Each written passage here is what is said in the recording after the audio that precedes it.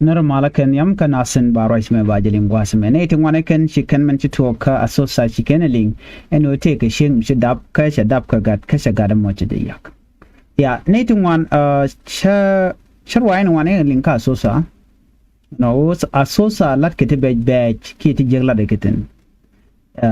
namo da ni ajen gwas de ko en turmanan chapos e turgat ka gat agar mi te ko point mo gwa held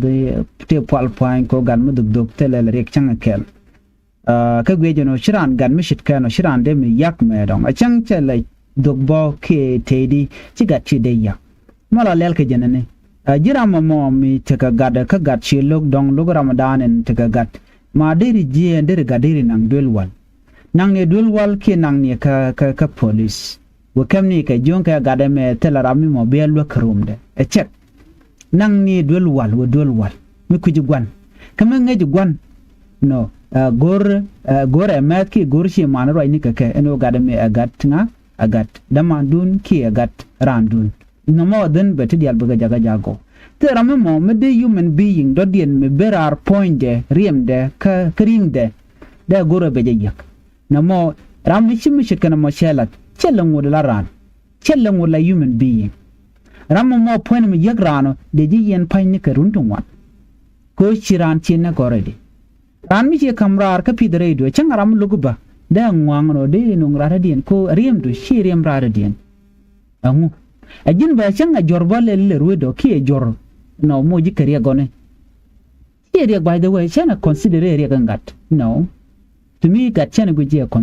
consider area ki mi je ko gat yen a blessing a posne jen mi che jek de tenolo dulong ko ci gat che je ko be gat biul yak so men ci kon linka so sa awa tok che togono kwa ko ne jogono ne nyama na kon dialen kon te ka so sa ki gan mo na kon dialen kon te ka so sa wari tin kon tin jekke kanen kon le kenke wa ci ka biyon ta dana de na de kishinga je ayala rakel ala win mi ci je na rikela kanan wan nan mi cha tok cha je luk la rikela kanan wan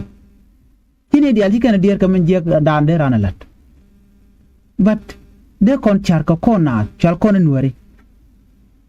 kan men di al ko la jien wind ko ken dong cha je wona we de dien bi jien bu we de dien bu we dapten ko cha bu kula ngaji no ngaru de ko jen dan le ro den tam di ra nen jien dor chemane charo kwale che we ka so sa ba chwe a we lerin winimi kuje dong jen point de runi jen bedol baba jien bu bro de perke jien we de dien dong ye nyal chero ke chami je ke chabre dwarin ti diala ti ye tinerin kondla family nuari manin nuari kana gwanin nuari eno gat ching yen kede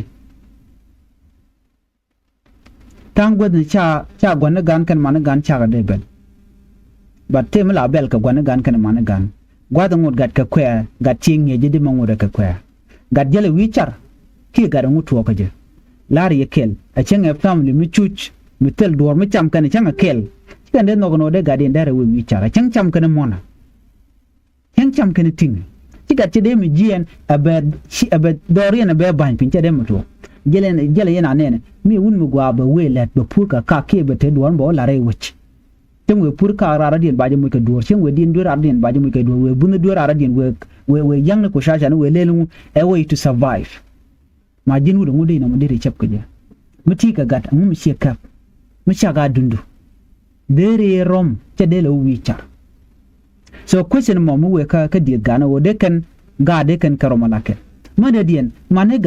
mana gana kan de kondla ngala kan kai knot kel kan ngwane da kan ka pelten tin cha ju no me mi diak be pel no chebra ki kwide no wi man kwala de tok be kulo mir ka korun ti chewe du mi charo mne gada ne menene da tenen bari mamba gada gadu nyala nyadu mi chi chen alo kuri je ngoda kwa amen mo be didabo be teke jen chiangamu gad bi la reality do badana dap kan je man der lat medal ki jibo jin man gat ka ki gon gat ka bi la tiandun mo yen ji duara mo kene riang wala yene ti shuch gan min yake no riang na ci gar mo cha pin tan mo gam la lada na bi no riang ci man bala riang da ban mi shunya ba chwa je kumtem la lar ken woni chiang cha gwano de ngaja gadano e chunya no gadanga je no tela kon mo gado ngaje no tela kon chinga tela yu bugad be guro belet changad mo chem je che bichep gache bora arbo biya jerom yeni kon la gwanegan biya jugo no na me cha gwanen chama la lar no de gadere we ga tuk yes gadere we ga tuk panda do dere oko mi chelem bat nyinde de ni chiang we ga tuk bo jagat ko bo werar gad bo mi chem bet chenen karadin bo we gure je ka jin man gane en wan gara tele dor jena kwala belinga kwala bel gon gada kan man gada no de kan gada kan pide kwa gat chu cheng ala tu neri malare re duarun neri chu ki yere duarun ko jen bo do kulu chum be kulu ngaje no chiang beje ko gan mi chin mo chiang ach lara ye tok tel mu gam de mu tong ma dong re te ka de en gadam so ne me le rode gor jena biya chong ka gat kel ka gat kun ngot kan won yam te right now generation da na ci bentama mat kana kwang kana tap tel mu gam let kana bad yen dol kwala char kenyer kel chare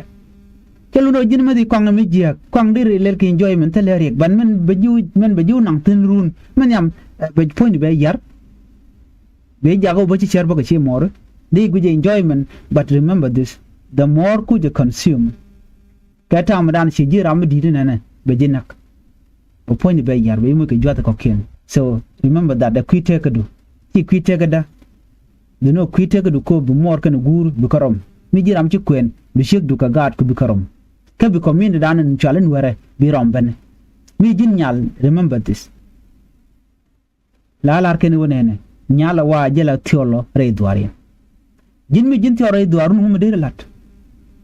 dir mulel andir mu gade re alika dir she mor dir wa den dir ling dir nyur ching kud gur kana mo cham kana tuak cham kana ngu godur gor ko du bram gwa mi ko de alka kwidu be no baji kwen bijin ya nyam gwa rechin laran kula langa no ne choje chomi choda lut chomi yong kwang ki chomi tel mu gwa bolet ka by the way shek mi che we dore je la wi atit ka mo shoda mi shoda kana che dir ke jen shek mo che tok mi shek mo badak che mo ka budu mo ba chwani yong kwang right now unless me chiki we yong kwang re dwara mo jen la wi jen ka jamo ka bi shoba bo mo ba we ka we nya remember that te du jin shek a jin bi re alaka mo ka jin bi ya mi shi re alaka bi jen re dwaram mi ke ni re alaka ya tok ti gane dia la konta ma tin jen re dor ken ba nge choken pi we ka so sa we gonna to go this is wrong ta juro de runu winimi don mu shit ke dung chi ga me biolat bi sho dap ka gad bi chu ya cha chi goro bangat why don't you guys care kwa care ketin kon lat karudin ti dia lat karudin te kwite ka dun kan kwite ka dan kon shalan ware so me lero ka so sa goro pal la to goro pal